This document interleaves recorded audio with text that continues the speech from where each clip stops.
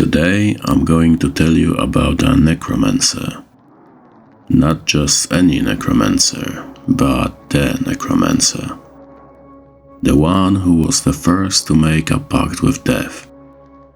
Who was the first to learn its dark secrets. Who coined the creed of the ancient brotherhood of graveyard sorcerers. But let's start at the beginning. Centuries ago. No, more than centuries. Thousands of years ago. It's hard to say how long ago because there are no chronicles so old as to date back to that time. In some country in the east. The name of that land. The name of the people who inhabited it. The language that people spoke. The names of the cities they inhabited. All this is lost in the darkness of oblivion. So, as I say, thousands of years ago, in some country in the east, there lived a man, an ordinary craftsman. He made pots out of clay. He couldn't be called rich, but he certainly wasn't poor. Well, he earned enough to provide a decent living for himself, his wife, and 2 sons, and he could even afford small pleasures from time to time, such as a jug of wine for dinner or a small trinket for his beloved. But although his wife was beautiful and diligent, and his sons were healthy and diligent too, this man was deeply unhappy. What was the reason for this? His profession. First of all, when a man sits at the potter's wheel performing monotonous and familiar motions by heart, he often does so in passing, while his mind is sunk in contemplation. Secondly, the potter's life and work provided him with plenty of material for musings that were not very cheerful. But before I go any further, you should know something. The people among whom the man lived have always been afraid of rats, the cursed corpse that walk the earth to harass the living. Ironically, the people feared undead at a time when there was still no necromancer who could summon them from beyond the grave. Therefore, they did not bury the corpse as we do today. Each body went to a pyre made of dry wood, which the priests set on fire. The pyre burned until all that was left on the deceased was ash, at which time the assembled family praised the merits of the deceased and raised in lament. The conflagration ritual was meant to ensure that the dead would not take revenge on the living, and the annihilation of the body was meant to prevent them from doing so. Should the rite itself not be enough, when the fire was extinguished, the priest would collect the ashes and pour them into a clay urn, which was then buried in the ground. We should remember that the future necromancer was engaged in the processing of clay, but as you already know, his creations were not only used to store wine, beer, water or milk, they were also a resting place for the dead members of his community. So the necromancer was not only a simple potter, but also a bit of a mortician. Every time someone died, the family of the unfortunate person would come to the potter's workshop to order a new vessel in which the ashes would be placed. Therefore, the craftsman was aware of every death occurring in the area. At first, this man felt a certain pride in the important role he played in society. After all, he ensured the souls of the dead a peaceful rest, and guarded the boundary between the world of the living and hereafter. He had a stake in this as much as the priests. After all, they knew what prayers to say during a funeral, but they themselves could not create urns that were at least as important as the prayers they offered. It was not uncommon for a potter to go to a funeral to watch what was left of the deceased's mortal shell go into an urn. A person's body, His entire earthly life was finally housed in the vessel that his hands had made. Yes, at first this reflection was a cause of pride for the craftsman. He was young and foolish at the time, but over time, the thought that everyone, sooner or later, would become just a pile of ashes enclosed in an urn buried in the ground, became a cause of anxiety and bitterness for him.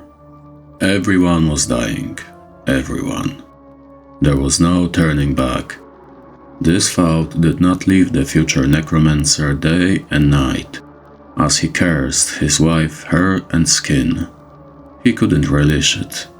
He kept thinking about how her beauty would one day begin to fade as the inexorable old age arrived, until it would disappear completely when the inevitable death came. Looking at his sons, full of joy of life and strength, he couldn't be proud of them. All the time thinking about the fact that their youth was merely a postment of judgment, while molding another urn, he couldn't rejoice in his future earnings. He kept thinking about the fact that one day someone would pour his and his loved one's ashes into such a vessel. When he went to bed, he thought about how sleep was similar to death. When he woke up in the morning, he thought about how pointless it was to get out of bed. After all, everything he had done was just a plaything in the face of what had to come. He might as well lie there and wait to die. And so the thought of death flavored every moment of the potter's life with bitterness. He raised prayers to the gods to send him solace, but the gods remained silent. Besides, what was the point of praying? Although the powers were said to have meddled in human affairs and lives, had anyone heard of the gods saving anyone from the inevitable fate of all beings? Death? No. As everybody could see, even they were powerless against it. Or did they not exist at all? After all, he didn't see them with his own eyes. But even if the gods did not exist, there was another force ruling the universe. Impetuous, all-powerful, it could not be doubted because every day it showed its power. The only certainty in all the chaos was death itself. And so, the necromancer stopped praying to the gods and started making supplications to death. And this time, he was heard. What really happened then? The modern necromancers tell it differently. Some say, yes, there is such a thing as a god of death, the terrible one, an all-powerful being from whose hand no one escapes. Somewhere out there, beyond the veil of matter, hidden deep in the inaccessible primordial layers of eternal chaos. It rests and observes the world and mortals, its subjects. And sometimes, when its gaze rests on a promising being, it makes him its prophet. Who will comprehend its intentions? Others shake their heads, answering, no, death is not a deity, it is something more. It is the fundamental power in the universe. It's the basic nature of everything that exists. It is the force that drives the spokes of the great wheel. No one can try to oppose it. But what is the point? It won't accomplish anything, nor is it possible to win its favor. But, just as a ship going with the tide positions itself so that the wind blows in its sails, blows the waves unhindered so you can follow this great power that is death. And then its strength will become your strength, and the currents of life lost by others will flow directly into your soul. Anyway, great changes have taken place in the necromancer's life. At first he didn't notice them, until one day he accidentally grasped which way was the way to realize his dreams. His wife asked him to buy a goat so that their family would have fresh milk every day. The necromancer went to a nearby farm, where he exchanged freshly fired pots for the animal. He led the goat towards his house. At one point, the creature stopped. Tugging on the halter didn't help. Shouting didn't help. The goat didn't even think to move. It just stood there and barked. Seeing that his attempts were to no avail, full of anger, the necromancer sat down on a nearby stone. "Damn cattle!" he growled at the disobedient goat. "Life is so short, and because of you I'm wasting a chunk of it on a stupid jerk," he muttered, unloading all his grief to the world on the animal. "What? Aren't you going to say anything? Maybe you could somehow make up for my lost time, lost life," he yelled, extending his hand toward the goat. Unexpectedly, the animal, which until then had remained insensitive to reproach, made a despairing moan, much louder than before, and took a few steps back. At the same time, the necromancer felt strength. The fatigue disappeared. He felt crisp, as if he had just gotten out of bed. This feeling was so sudden that it seemed suspicious to the man, and his suspicions were going in a certain direction. "Well, calm down now. Come here, I won't hurt you." He tried to make his voice sound soothing and reassuring as he approached the terrified goat. Finally, he ran his fingers into its fur. "Well, give me some of your life, little goat," he muttered. He tried to imagine the force flowing from the animal's body to his own. And indeed, the longer he did this, the better he felt. The energy was buoying him up. To say he felt rested is understatement. Now he felt like he had lost years. Yes, he knew that wasn't quite the case. He wasn't getting any younger. But maybe if he tried harder, he would make it. At that moment, he realized that poor goat was barely standing on its feet, trembling and moaning quietly. He pulled his hands away from her. After all, he didn't want to put the animal to death. "Don't be afraid, little goat. Just in addition to milk, you will also give me something much more valuable," he said. This time there was sympathy in his voice. After all, this animal gave him hope to overcome his fears. From then on, the necromancer regularly fed on the goat's life force, trying to draw enough to keep her from dying. Besides, she was not his only feeder. The potter became a regular at cattle markets. He could be spotted going from one animal to the next, occasionally patting down a particularly mature piece to check its fat and muscle. Curiously, he never bought any. One day the necromancer thought, "Since I can receive, maybe I can also give." He began to conduct tests. He kept some of the strength he took from the animals for himself, and sent some to his wife and children. It worked. Good days have come for the potter. Yes, he had not yet found a way to avoid death, but he finally gained hope that it was possible. All he had to do was fill his body with the life force he had taken from time to time. What's more, he could also feed his loved ones with it. The potter rejoiced that his wife was always full of strength and rest, that she was endowed with new life and became even more beautiful, full of energy and joy. He rejoiced that his sons were becoming healthier and stronger than all the other young men, that they were leading among their peers. He rejoiced when he worked and his hands did not get tired. He rejoiced when he went to bed, knowing that he would wake up crisp and rested. He rejoiced when he got up, knowing that with his new powers he would be able to do so much today. He hoped it would always be like this. He knew perfectly well to whom the thanks for these changes were due. Oh yes, he still pretended to worship the gods to avoid condemnation from his countrymen, but for the silent, powerless deities, he had only voiceless lip movements.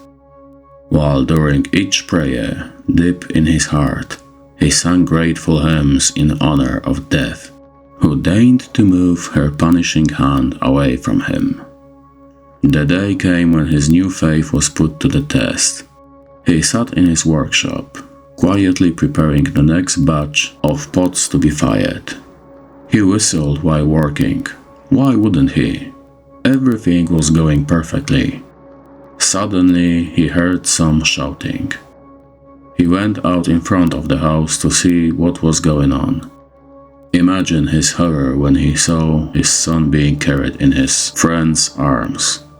The rug tied around his head was soaked with blood. Climbing onto nearby rocks, he had fallen and hit his temple. The friends carried the unconscious young man to the home of the potter's family and laid him on a bed.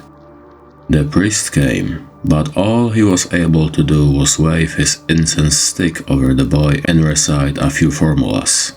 An old healer came, but all she was able to do was soak the bandage in an infusion of herbs, because the wounded young man wouldn't be able to swallow it. The unconscious man's mother and brother kept vigil at his bedside, but all they were able to do was cry and lament. At the time, the potter was looking for a way to really help his child. He could sense the life force leaving his body like blood oozing from a wound. He tried to replenish the cavities with his own, but to no avail. It was like trying to fill a leaking bucket with water poured through a tiny colander. The man was overwhelmed by despair. What good was if he was not able to protect himself and his family from old age and loss of strength, if they could still die from a simple mishap? Liberation from the fear of death was only a naive dream. Suddenly, the potter realized that he had to give his son enough strength in one fell swoop to get his body to heal before he lost it again.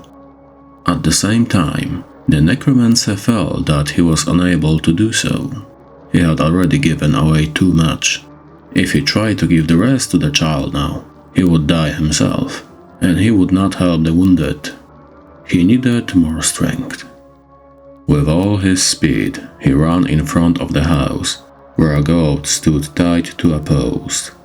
He hooked his fingers into its fur like a hawk sinking its talons into the flesh of its prey, and began to scoop. And he didn't stop, even when the animal fell dead. He kept scooping until he squeezed out the last drops of energy, so that the goat's corpse became a shriveled, decaying corpse into dust. Then he returned home. It was already night. His wife and second son, tired of watching over the wounded man, were drowsy. The potter leaned over the unconscious man, then gently touched his head right next to the wound. He closed his eyes, took a deep breath, and then began to give his son his gutter strength. After a while, it began to have an effect. Of course, the potter was not a trained doctor. He did not know the principles of the human body, but thanks to his power of a life energy, he sensed instinctively what was happening. The body, which had received such a great boost, was beginning to fight back with redoubled strength. He could feel his son's body starting to produce new blood to replenish losses. He could feel the wound on his head starting to heal slowly and the bones to knit together. It wasn't an immediate process, but it was a step in the right direction. When the potter took his hand off the child's head, he knew the child would survive. He went outside to bury the goat carcass. The sight of it might have aroused someone's suspicion. The potter had no remorse. Since animals were killed to eat their meat, wasn't it all the more justifiable to sacrifice the life of a cattle to save his own son? Nevertheless, the Necromancer crossed a line.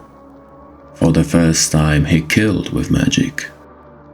He didn't attach any importance to it, especially in view of the joy the whole family felt the next morning when the wounded man opened his eyes and, in a weak voice, asked what had happened. But looking back on what would happen later, it was the first step into darkness. More days passed, and the Potter was even happier than before, because now he knew that he could protect his family from any threat, as long as he could find the right source of power. Of course, this is not the end of the story. A plague swept into the land. People were languishing by the dozens. There were so many corpses that not even a dignified burial was cared for according to ritual. Bodies were thrown on a pile to burn together, and then the ashes were poured into a mass grave. Dying people lie in the streets, covered with hideous boils. Their relatives threw them out of their homes, hoping that in this way they would protect themselves from infection. Priests circulated among the houses, singing hymns and brandishing their incense sticks. The saying "it helped like incest to the dead" fits here perfectly. Of course, while death was reaping such a bountiful harvest, its chosen one avoided a terrible fate. But not without cost.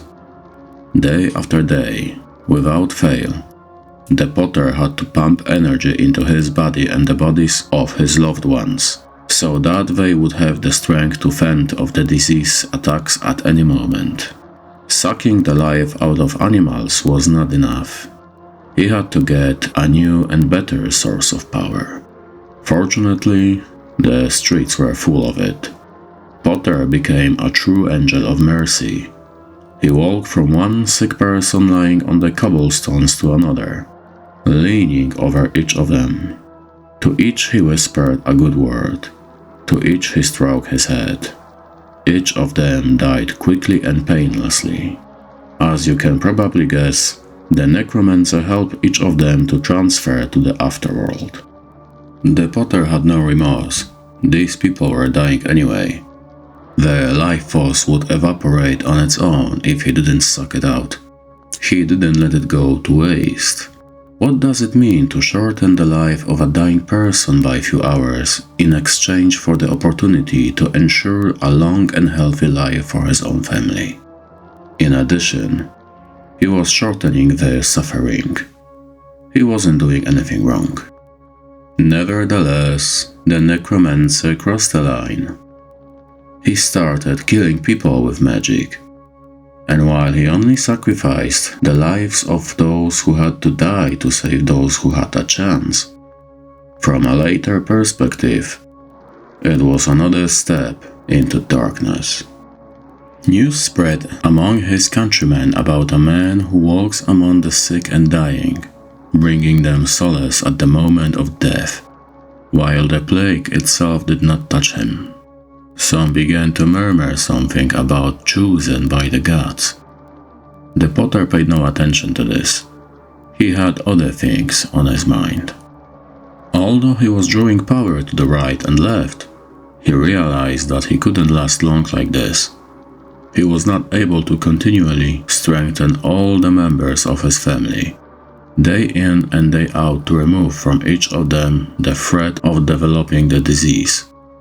He realized that if he continued to do this, he himself would fall from his strength, succumb to the disease.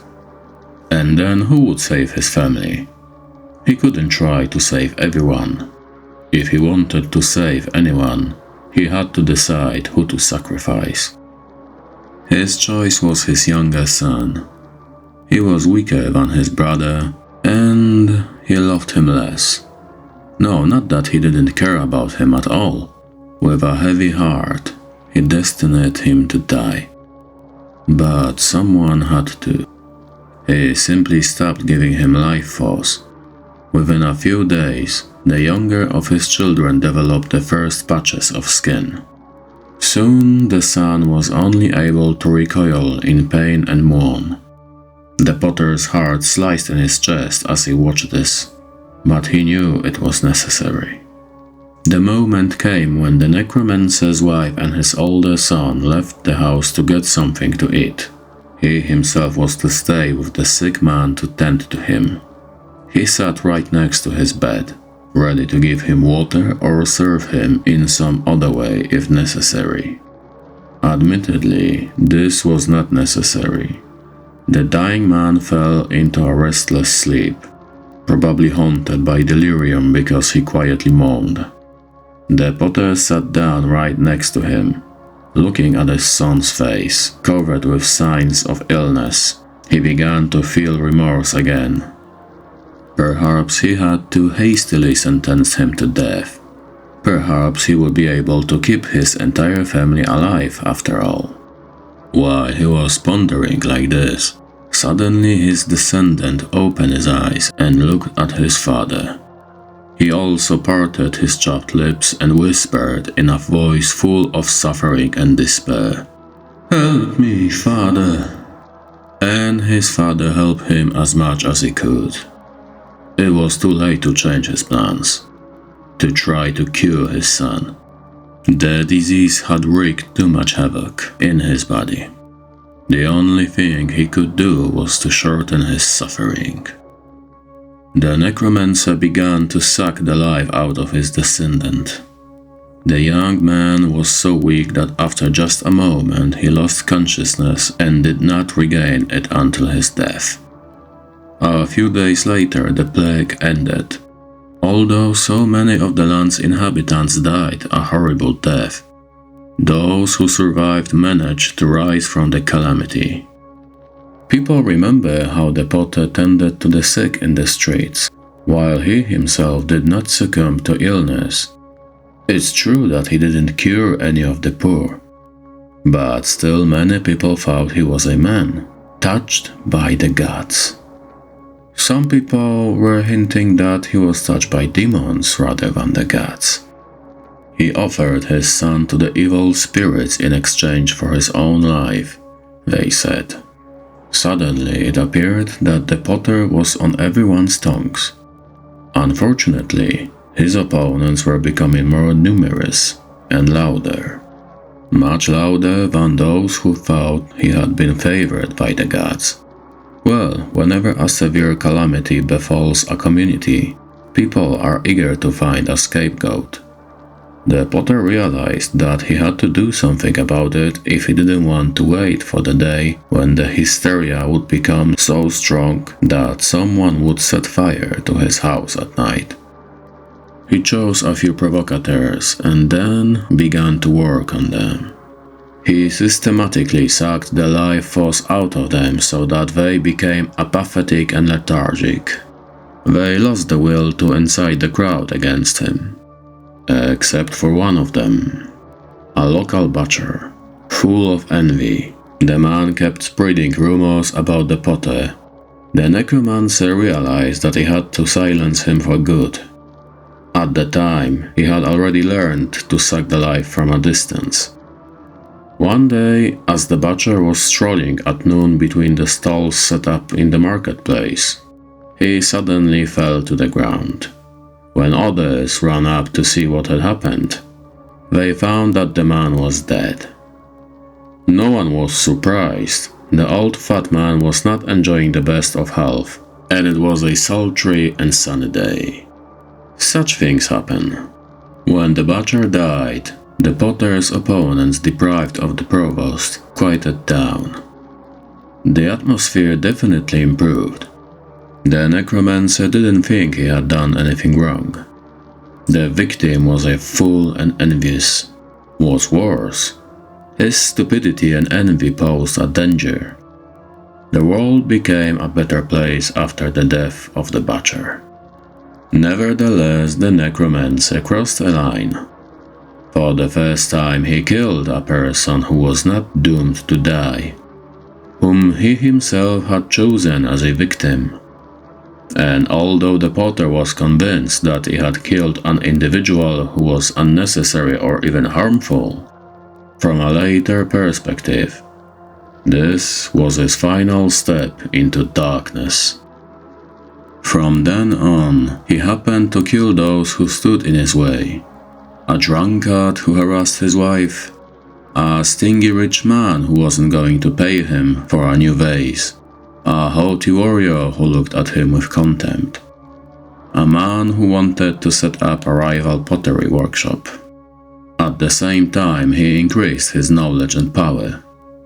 When he realized the weapon he had got his hands on, he longed to strengthen it even more.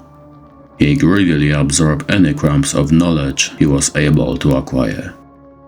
He visited the old quack healer in her hut, bringing wine, as the old woman sipped to herself, grateful for the gift and overjoyed with the liquor. She spun him tales about good and evil spirits and how to win their favor. He long had some contacts with the priestly caste, thanks to his work as a funeral urn provider. He found some clergyman, a wise though vain man. He pretended to be a simpleton before him, stunned that he could interact with such a great sage and curious about his knowledge. The latter was not pretended. So the priest, in a condescending voice, introduced him to the secrets of his art. He told him how to know when the stars are in the right position and the veil between the worlds become thin. He talked about the gods and hereafter. He taught the basics of writing. Doubtless he was convinced that the potter would understand nothing of this. Just let the humble commoner have the pleasure of listening to the sage's tales, and let him feel awe of his wisdom. One day, a man who called himself a wandering fortune-teller and enchanter came to the settlement. For a few days he drove out evil spirits, sold amulets and divination from his hand.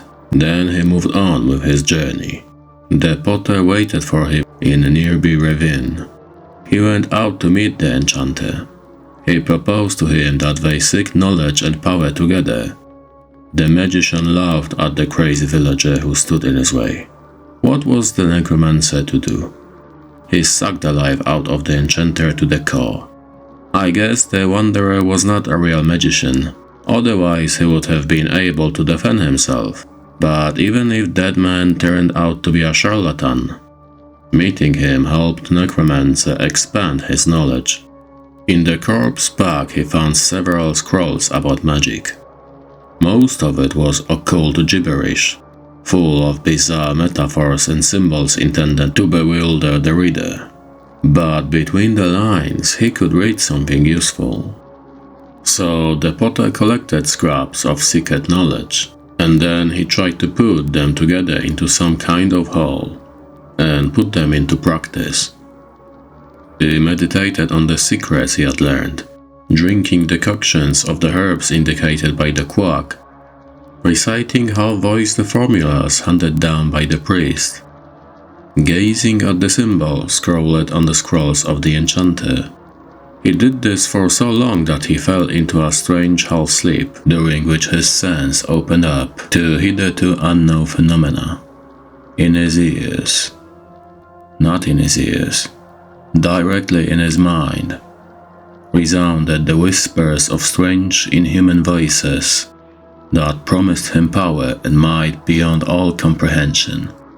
In the background, he could hear ear music. He could feel it at the limit of audibility.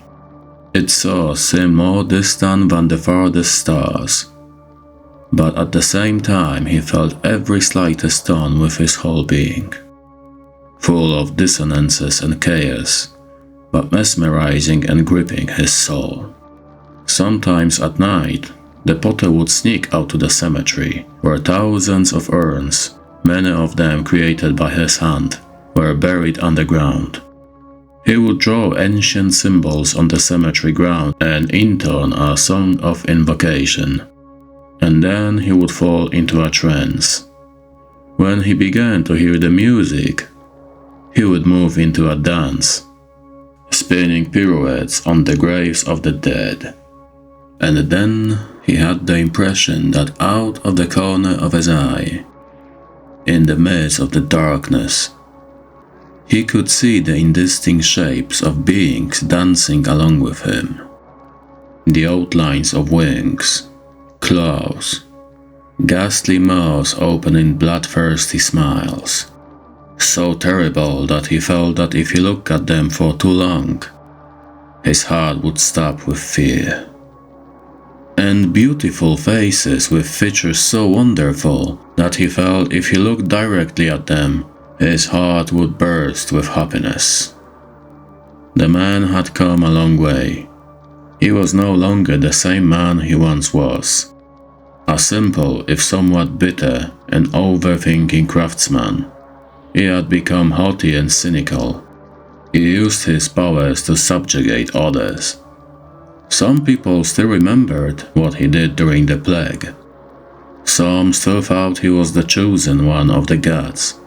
The opponents quieted down with the death of the butcher. One day, one of the neighbors came to the potter asking him to try to help him heal his sprained wrist. I don't think he himself believed that the artisan would grant his request. Just in case, he asked him, because he was anxious to be able to return to work and was grasping at anything. The potter touched his neighbor's injured hand. And the next day it was as good as new. And so the Necromancer gained his first follower. The healed man told his friends about the miracle, and they soon went to the potter, asking him to help them with their problems. And the potter helped. The people of the settlement began to treat him with great respect, even before as a person who had a part in the funeral ritual. He was treated as someone connected with the spiritual world. But now, in the eyes of his countrymen, he had grown to be a sorcerer, a miracle worker, a mystic. Anyway, he was no longer sticking pots. In his workshop he hired several followers. They did all the work. He only engraved on the prepared vessels the secret symbols he saw in the spell box, loot from the slain spellcaster. This still added to his majesty and mystery. He tried not to arouse suspicion among the priests, and he succeeded. They treated him with great leniency. In those days there was nothing strange if, for example, the father of a family or the leader of a community performed religious rites by himself. There were many exotic mystics and self-proclaimed prophets roaming the world. The clergy didn't fight it, as long as someone didn't exhort people to stop offering sacrifices at their temples and paying tithes to support them. Potter only revealed scraps of his knowledge to a handful of his most faithful and trusted followers. He dosed it carefully, at first throwing only enigmatic and insignificant remarks to gauge their reactions and views. And when he saw that they were ready to accept his teachings, he initiated them into them. He told them about the powerful force that is death. He said that is a force that benefits those who deserve it. After all, it is death that eliminates the weak to make room for those who are worth something. Sometimes he surprised himself at how smoothly he came to formulate theses like that. Yes, indeed. He went the second way. He evolved.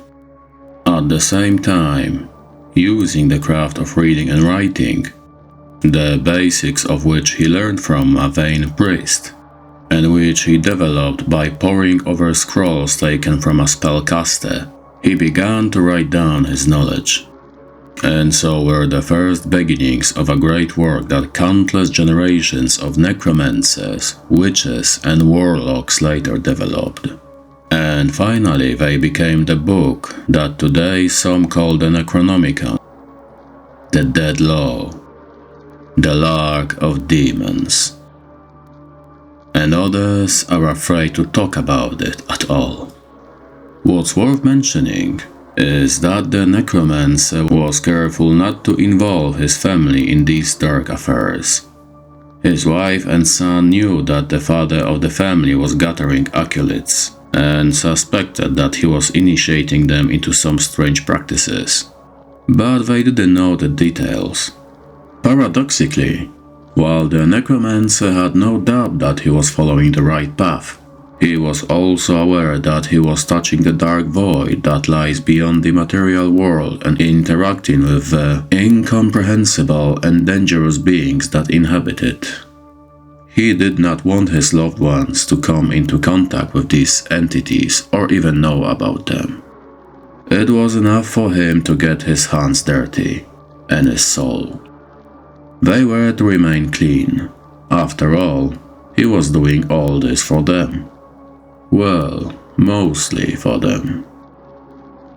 The day came when the Necromancer decided that several of his disciples were ready to take part in the cemetery rites with him.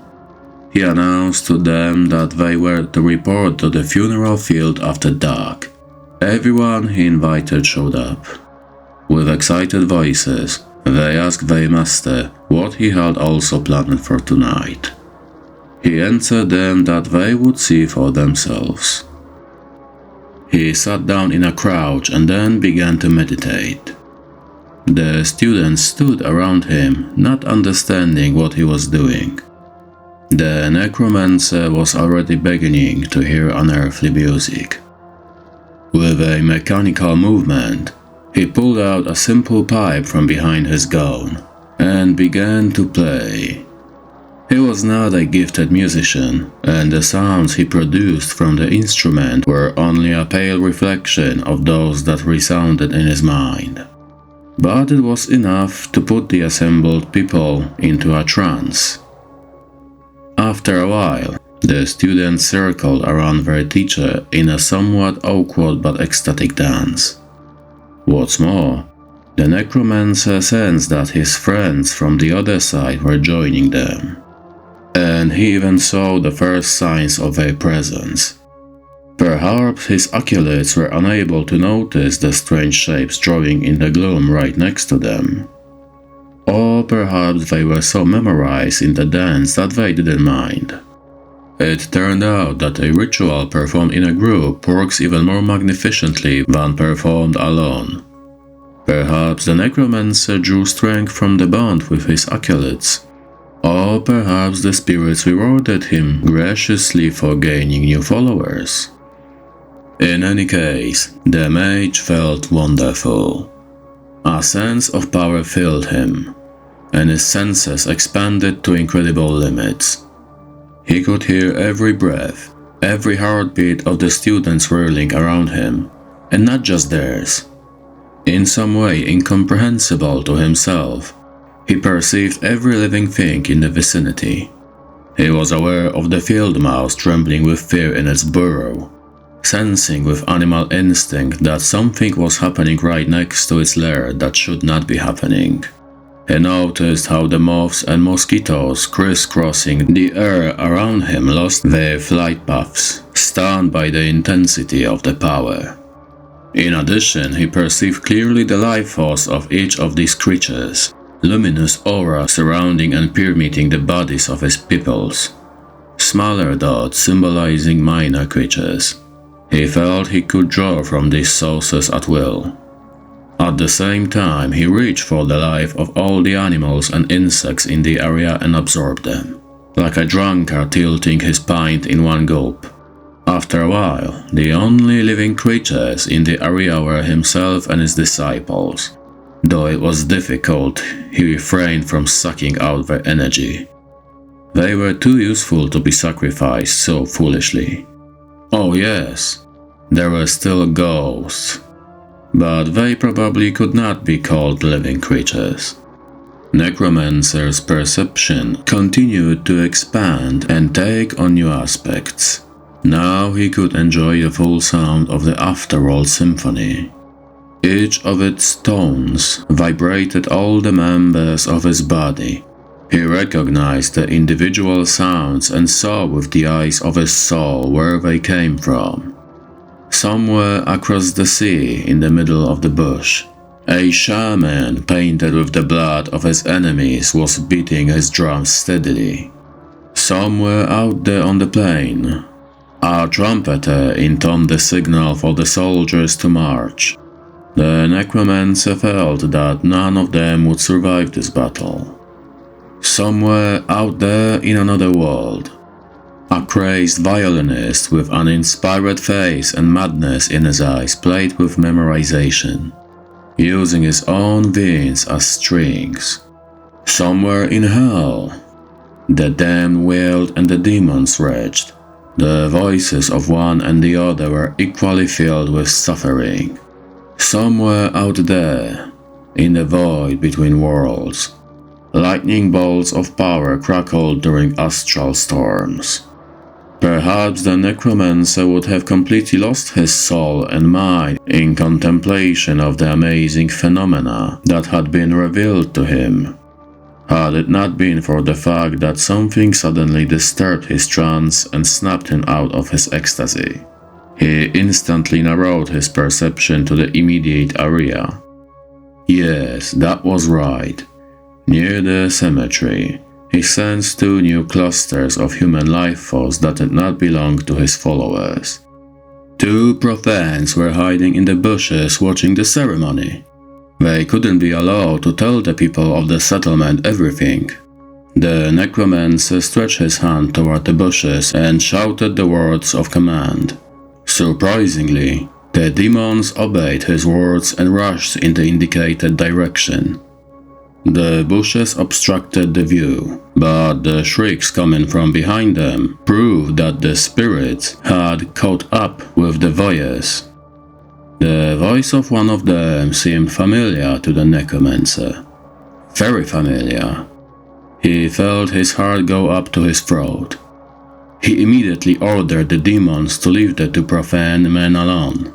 The spirits refused to obey, excited by the pain and fear of their victims, but by the force of his will, he forced them to go away, back to the void and the infernal worlds that float in it.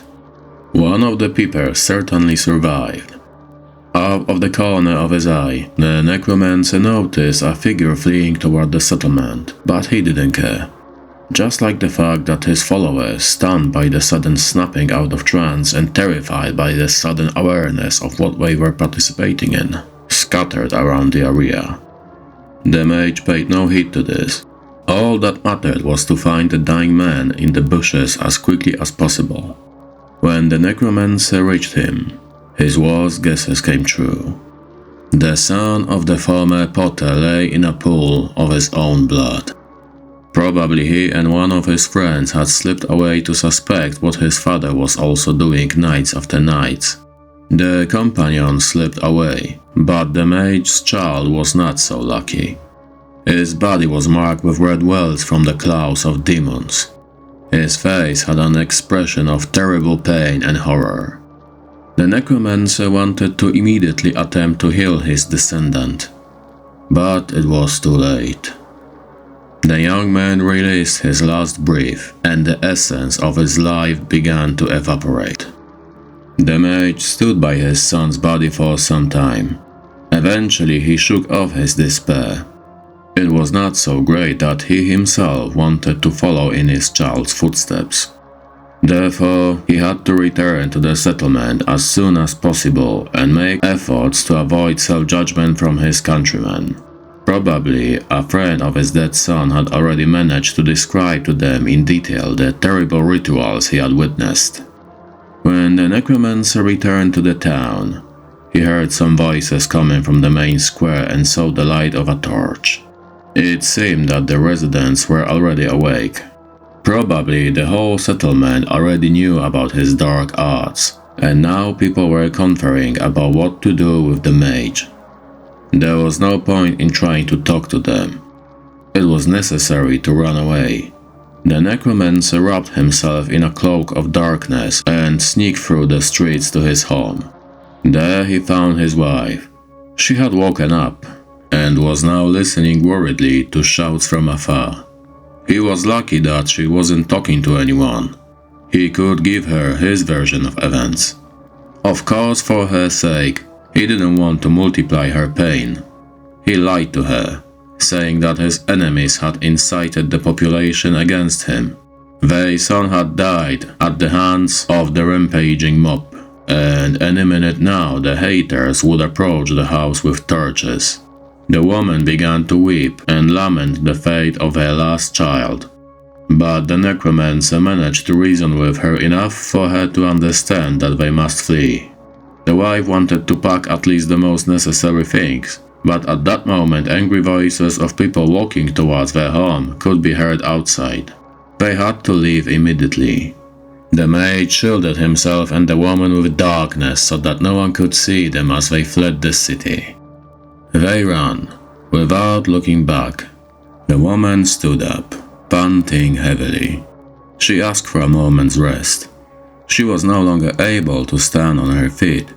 The Necromancer agreed, firstly because he still loved his wife despite everything, and secondly because he realized that he himself was also already falling from fatigue.